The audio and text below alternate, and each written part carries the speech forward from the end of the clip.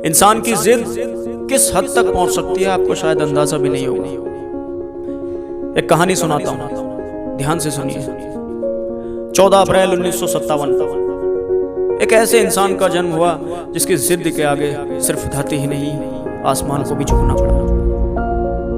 ये कहानी उस गरीब किसान परिवार की है जिसके पास सिर्फ 1 एकड़ जमीन थी, सिर्फ 1 एकड़, जिसमें वो खेती किया करते थे।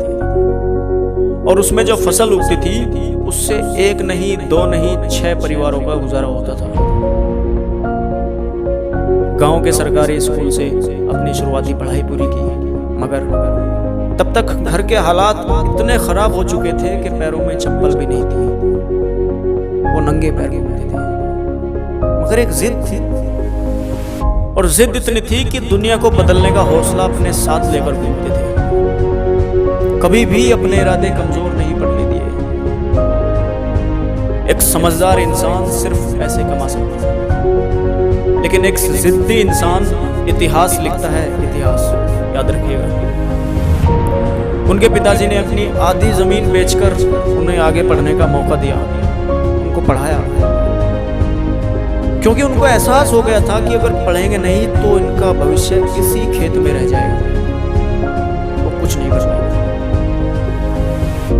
अपने परिवार में ग्रेजुएशन करने वाले वो पहले शख्स थे, और मद्रास इंस्टीट्यूट ऑफ टेक्नोलॉजी से ग्रेजुएशन करने के बाद इंडियन इंस्टीट्यूट ऑफ साइंस से एरोस्पेस इंजीनियरिंग की पढ़ाई की, और इतनी मेहनत की कि धीरे धीरे ये दुनिया हार रही थी उनकी जिद के आगे। और आगे चलकर 1982 भारतीय स्पेस एजेंसी इसरो में उनका सिलेक्शन हुआ, मगर अभी तक भी उनकी जिद पीछे नहीं हटी। उन्होंने भारत को एक ऐसा सॉफ्टवेयर दिया जिसकी मदद से किसी भी दिन, कैसी भी परिस्थिति में, किसी भी मौसम में रॉकेट लॉन्च किया जा सकता है। अभी भी उनकी निगाहें आसमान पर, और 14 फरवरी 2017 को भारत ने एक साथ 104 सैटेलाइट लॉन्च करके वर्ल्ड रिकॉर्ड कायम किया, जिसमें उनका सबसे अहम रोल था।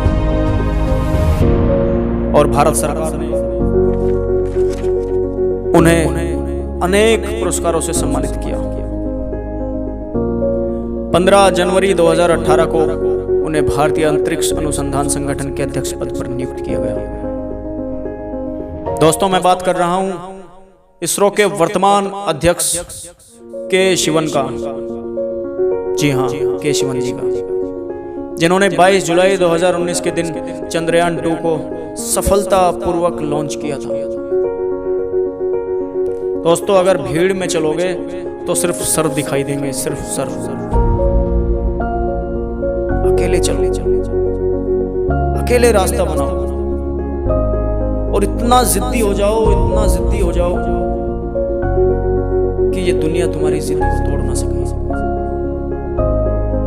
दोस्तों, याद रखना, एक बात कहता हूं कि अकेला ही इतिहास लिखता है, भीड़ तो रैलियों का हिस्सा है।